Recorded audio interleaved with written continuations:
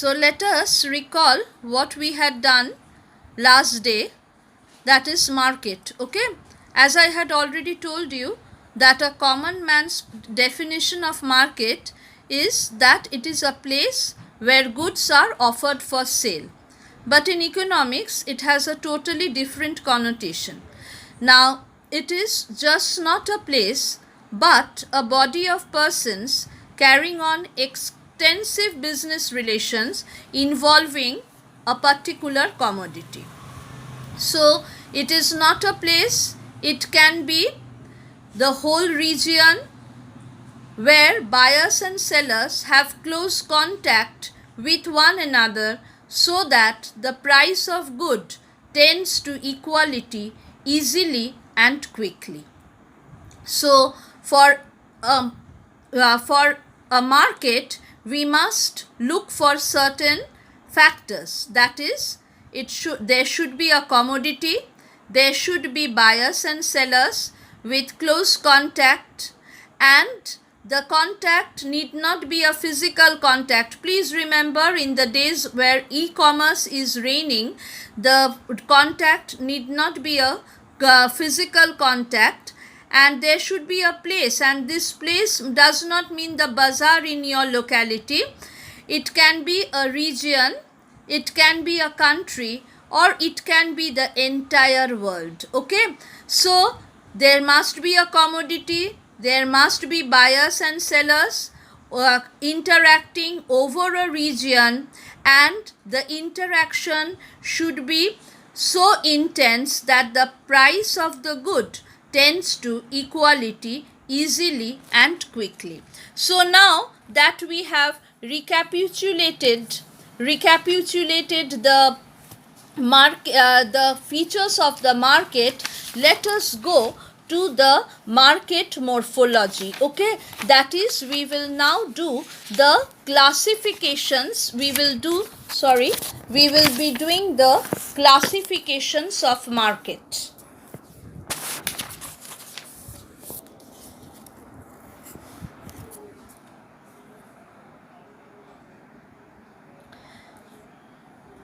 Now we have in our syllabus the 4 types: the perfect competition, the monopolistic competition, oligopoly, and monopoly. Okay, now I have done it in a column manner because here we will be here what we will do, we can do the differences here, as well as along with it, if you have a full-fledged question of 5 marks, there also you can write it along with it. মানে যদি পার্থক্য আসে, ধরো পূর্ণ প্রতিযোগিতামূলক বাজার অর্থাৎ কিনা পারফেক্ট কম্পিটিশন আর মনোপলির মধ্যে যদি তোমার ডিফারেন্স আসে, সেটাও যেমন তুমি লিখতে পারবে, আবার তুমি তার সাথে সাথে বা তোমার যদি পূর্ণ প্রতিযোগিতামূলক বাজার কিংবা অলিগোপলি তার উপরে একটা প্রশ্ন আসে, সেটাও লিখতে পারবে। ঠিক আছে, তাহলে ফার্স্ট আমি একেবারে ডিফারেন্স দিয়ে করাবো এক একটা ফিচার ধরে, তাহলে প্রত্যেকটা ক্লিয়ার হয়ে যাবে। আজকে আমরা মোটামুটি 4টে করব, ঠিক আছে, 4টে কি 5টা করব। তাহলে ফার্স্টেরটা হচ্ছে যে number of buyers and sellers. Now in a perfectly competitive market there are large number of buyers and sellers, okay, and the number is so large that a single buyer or a single seller has no control over the market price. He has no control over the market price. তার মানে কি হচ্ছে যে ক্রেতা বিক্রেতার সংখ্যা এতটাই বেশি যে কোনো ক্রেতা এককভাবে কিংবা কোনো বিক্রেতা এককভাবে বাজার দরের উপরে কোনো ইনফ্লুয়েন্স কিংবা প্রভাব ফেলতে পারে না। আচ্ছা, মনোপলিস্টিক কম্পিটিশন কিংবা এই মার্কেটে কি হচ্ছে, এখানেও কিন্তু ক্রেতা বিক্রেতার সংখ্যা অনেক বেশি, কিন্তু এই সংখ্যাটা কখনোই পারফেক্ট কম্পিটিশনের মতো অত বেশি নয়। ঠিক আছে, তারপরে হচ্ছে অলিগোপলি। Oligopoly মানে কি? Oligopoly is a market structure where there are few sellers but numerous buyers. অর্থাৎ কিনা ক্রেতার সংখ্যা অসংখ্য কিন্তু বিক্রেতা বা হচ্ছে স্বল্প সংখ্যক। এবারে এই স্বল্প সংখ্যকটা আমি এখানে 2 to 8 দিয়েছি, কিন্তু তুমি 10 to 12ও স্ট্রেচ করতে পারো, কিন্তু লেট আস স্কিপ টু, মানে যেহেতু বেশিরভাগ বইয়েতেই 2 to 8 থাকে, আমরা 2 to 8টাকেই ধরবো। এরপরেরটাই হচ্ছে মনোপলি। মোনো মানে কি? ওয়ান। পলি মানে কি? সেলার কিংবা ট্রেড। তাহলে monopoly is a market structure where there is a single seller but numerous buyers. Okay, now next characteristic feature is the product. Okay, now in a perfect competition the product is homogeneous মানে কি? Homogeneous মানে হচ্ছে এই যে বাজার, পূর্ণ প্রতিযোগিতামূলক বাজার, সেখানে অনেক ক্রেতা অনেক বিক্রেতা, এই অনেক বিক্রেতার একজন বিক্রেতা যে জিনিসটি যে দ্রব্যটি বিক্রি করছে সেটার যা ফিচার্স, সেটার যা কোয়ালিটি, অন্য সকল বিক্রেতাও ঠিক একই রকমের জিনিস বিক্রি করছে। তার মানে কি? তার মানে হচ্ছে the product sold by a particular seller is a perfect substitute of the product sold by his competitors. Now এখানে আমি একটা জিনিস বলে দিই যে যদিও মানে এটা শেষে আমি এক্সাম্পলগুলো বলে দেব, তবুও যখন এই ডিফারেন্সটা করছো তখন একটা বাজার কল্পনা করার চেষ্টা করো। পূর্ণ প্রতিযোগিতামূলক বাজার তখন তুমি ভাবো একটা কৃষিজাত পণ্যের বাজার, অর্থাৎ কিনা ধরো আলুর বাজার, কিংবা আমি চালটা বলবো না, চাল হচ্ছে ভেরি ডিফারেন্সিয়েটেড, সুতরাং চালটা আমি ধরছি না, কিন্তু ধরো এরকম আলুর বাজার, হ্যাঁ, তারপর কৃষিজাত পণ্যের বাজার। আর মনোপলিস্টিক কম্পিটিটিভ মার্কেট যখন ধরবে সেইখানে তুমি ধরে রাখো, ধরো এই যে ডিটারজেন্ট কিংবা টুথপেস্ট কিংবা সোপ কিংবা শ্যাম্পু, এইগুলো হচ্ছে মনোপলিস্টিক কম্পিটিটিভ মার্কেট। ঠিক আছে, এখানে কিন্তু কি হচ্ছে, প্রোডাক্ট কিন্তু হোমোজিনিয়াস প্রোডাক্ট নয়। তুমি যদি টুথপেস্টের কথা ভাবো, সেখানে যেমন বাবুল আছে, তেমনি পেপসোডেন্ট আছে, তেমনি কোলগেট আছে, তেমনি ক্লোজ আপ আছে, প্রমিস আছে, মেসওয়াক আছে, আরও কত কি আছে। তাহলে সেক্ষেত্রে কি হচ্ছে, সেক্ষেত্রে কিন্তু আমরা দেখছি যে একটা টুথপেস্টের মধ্যে ডিফারেন্স আছে।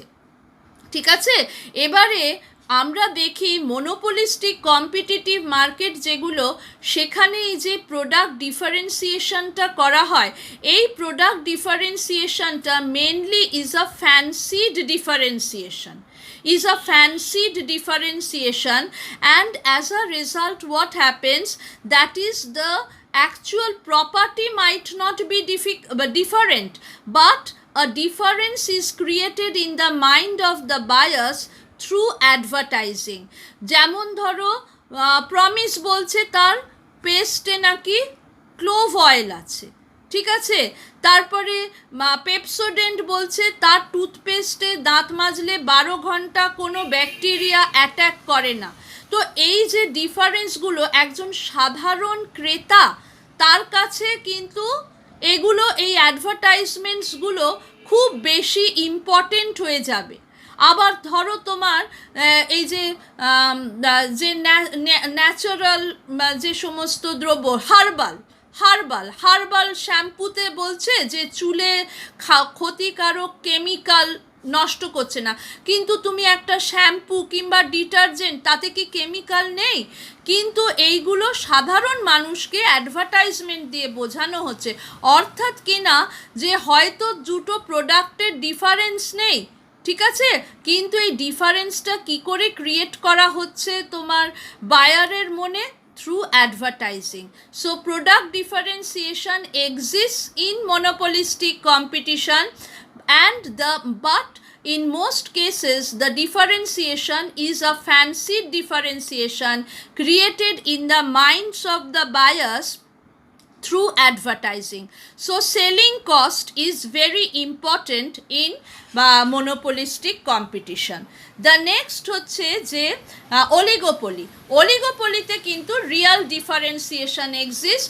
তুমি যদি অটোমোবাইল ইন্ডাস্ট্রি ধরো তাহলে স্মল কারের মার্কেটে টাটা ইন্ডিকাই ধরো, টাটার ইন্ডিকা আছে, আবার ধরো তোমার হুন্ডেইয়ের ইয়ন আছে, আবার ধরো তোমার মারুতির ওয়াগনার আছে। তো এই সব গাড়িগুলো যদিও স্মল কার হ্যাচব্যাক, কিন্তু তার কোয়ালিটিগত তফাৎ আছে এবং তার ফিচার্সেরও অনেক তফাৎ আছে। So naturally Real differentiation exist. কিন্তু একটা জিনিস মনে রাখো, এখনকার এই অ্যাডভার্টাইজিংয়ের যুগে অলিগোপলি মার্কেটেও কিন্তু সেলিং কস্ট খুব ইম্পর্টেন্ট হয়ে দাঁড়িয়েছে, অ্যাডভার্টাইজিংও খুবই ইম্পর্টেন্ট হয়ে দাঁড়িয়েছে। দ্য নেক্সট হচ্ছে মনোপলি মার্কেট। মনোপলি মার্কেটে কিন্তু প্রোডাক্ট ইজ ডিফারেন্সিয়েটেড। কেন না এখানে আমি বলবো না একবারও মনোপলি মার্কেটে বলতে গিয়ে যে no substitute available. Substitutes are always available, but they might not be technical substitute or economic substitute. বিদ্যুতের কি কোনো সাবস্টিটিউট নেই? নিশ্চয়ই আছে। সেখানে বিদ্যুতের কি সাবস্টিটিউট? সাবস্টিটিউট হচ্ছে তোমার বিদ্যুতের সাবস্টিটিউট হচ্ছে তোমার জেনারেটর। তার রানিং কস্ট খুব হাই, সুতরাং সেটা কোনোভাবেই আমার ইকোনমিক সাবস্টিটিউট নয়। আবার অ্যাট দ্য সেম টাইম তোমার মোমবাতির আলো আছে, সেটা টেকনিক্যাল সাবস্টিটিউট নয়। সুতরাং তুমি কখনোই বলবে না পরিবর্ত দ্রব্য নেই, বলবে নিকট পরিবর্ত দ্রব্য নেই, অর্থাৎ কিনা নো ক্লোজ সাবস্টিটিউট। ঠিক আছে, এই পয়েন্টগুলো পর্যন্ত বলতে পারলাম। এর পরেরটাই হচ্ছে there are no barriers either. এবারে হচ্ছে entry exit criteria. Entry exit ক্রাইটেরিয়ার ভিতরে বা ফার্স্টে হচ্ছে পারফেক্ট কম্পিটিশন। পারফেক্ট কম্পিটিশনের ক্ষেত্রে হচ্ছে there is no barrier either on entry or on exit. ঠিক আছে, তার মানে যদি উৎপাদক মনে করে যে আমি এই লাইন অফ প্রোডাকশানে এন্টার করব, তাহলে সেটা করার কোনো মানে তার মানে কোনো বিঘ্ন নেই। আবার সে যদি মনে করে না আমি যথেষ্ট মুনাফা অর্জন করতে পারছি না, তাহলে সে সেই লাইন অফ বিজনেস থেকে বেরিয়ে আসতে পারে। যেমন ধরো কোনো একটা বছরে আলু চাষি মোটেই সে তার আলুর দাম পেল না, সে পরের সিজনে কি করতে পারে? তার জমিতে সে ধান চাষ করতে পারে। তার মানে সে কুইট করলো ফ্রম পোট্যাটো কাল্টিভেশন, তার কোনো রেস্ট্রিকশন ছিল না, it was his own free will where he quit production of potato and put the acreage under paddy cultivation. Okay, ঠিক সিমিলারলি আমার monopolistic competitionেও there is no restriction either on entry or on exit. ঠিক আছে, কিন্তু oligopoly মার্কেটে there exist entry and exit barriers. ঠিক আছে, যা কেন প্রথমেই দেখো যে অলিগোপলি মার্কেটটা ফিউ সেলার্স। আমি ইন্ডাস্ট্রি কি বলেছি? আমি অটোমোবাইল ইন্ডাস্ট্রি বলছি। আরেকটু ভাবো যে তোমার সার্ভিস মানে তোমার মোবাইল সার্ভিস প্রোভাইডার্স, ঠিক আছে, কটা আছে? বিশেষ নেই। ভোডাফোন আছে, এয়ারটেল আছে, বিএসএনএল আছে, জিও আছে, আর স্মল মার্কেট শেয়ার আছে তো আরও সব কি সব যেগুলো আছে, আইডিয়া মোবাইল, ঠিক আছে, এরকম সমস্ত আছে। তো সেখানে কিন্তু তাদের investment, initial investment to start the business, সেটাই যথেষ্ট high. So in that case কি হচ্ছে যে ও কিন্তু তোমার বিশেষ খুব বেশি লোক কিন্তু এই বিজনেস আরম্ভই করতে পারবে না, ঠিক আছে। আর আরেকটা জিনিস হচ্ছে, অনেক সময় তোমার ধরো পেট্রোলিয়াম ডিস্ট্রিবিউশন চ্যানেলস, ঠিক আছে, সেখানে ডিস্ট্রিবিউশন চ্যানেলসগুলো can be owned by the existing producers, so new producers will not able to enter into the industry, so there exist barriers to entry. Similarly এই সব বড় সমস্ত বিজনেসগুলো তারা নিশ্চয়ই কিছু স্পেসিফিক ইনভেস্টমেন্ট করেছে, স্পেসিফিক অ্যাসেটে ইনভেস্ট করেছে। তাহলে সে যদি মনে করে এবারে এই স্পেসিফিক অ্যাসেটগুলো, আজকে ধরো তোমার টেলিকম সেক্টরের যে মানে যে সমস্ত ক্যাপিটাল গুডস, সেটা নিশ্চয়ই একটা ম্যানুফ্যাকচারিং ইউনিটে গিয়ে ইউজ করা যাবে না। তাহলে বা তোমার সেক্ষেত্রে কি হবে, ও যদি মনে করে যে আমি এখানে ইন্ডাস্ট্রিতে লস রান করছি, তাহলে সে মানে সাথে সাথেই ওই সেক্টর অফ বিজনেসটাকে বন্ধ করতে পারবে না। So that is a criteria. So বেরিয়ার্সেও বা রেস্ট্রিকশন আছে, ঠিক আছে। সো অলিগোপলি মার্কেটে দেয়ার আর, তাহলে আগের দুটোতে কি করলাম no restriction on either entry or exit, কিন্তু এখানে there exist restriction on entry and also on exit, ঠিক আছে। এবারেরটাই হচ্ছে মনোপলি মার্কেট। মনোপলি মার্কেটে আমার কি হচ্ছে, মনোপলি মার্কেটে কিন্তু entry is restricted, either it can be a natural monopoly. Natural monopoly বলতে কি, ন্যাচারাল মনোপলি হচ্ছে যে the size of the market, or in other words the size of the demand may not allow operation of more than one enterprise or one মানে producing unit. For example ধরো তুমি আজকে একটা দিল্লিতে courier পাঠাচ্ছ, চিঠি পাঠাচ্ছ, কিংবা তুমি ধরো একটা পার্সেল পাঠাচ্ছ, তুমি কিন্তু নানা প্রাইভেট কোম্পানি পেয়ে যাবে, প্রাইভেট কুরিয়ার কোম্পানি পেয়ে যাবে যে তোমার পার্সেলটা কিংবা চিঠিটা দিল্লিতে লোকেশনে ডেলিভার করবে।